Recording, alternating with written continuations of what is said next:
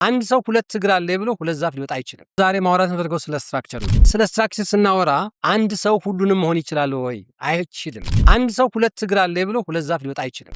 ያ ማለት ምን ማለት ነው? አንድ ሰው መሆን የሚችለው አንድ ነገር ነው። ለምሳሌ ስራ አስኪያጅ መሆን ይችላል፣ ማርኬቲንግ ማናጀር ሊሆን ይችላል፣ ኤችአር ሊሆን ይችላል። ነገር ግን ሁሉንም ለመያዝ የሚሞከርበት ሂደት በፍጹም ሮንግ የሆነ ካልቸር እና ለብዙ ድርጅቶች መውደቅ ምክንያት የሆነ ነው። ስለዚህ ከዚህ አስተሳሰብ ያላችሁ የድርጅት ባለቤቶች ቶታሊ አሁኑኑ ሪስትራክቸር ልታደርጉ ያው በዚህ አጋጣሚ ያሳስባለሁ።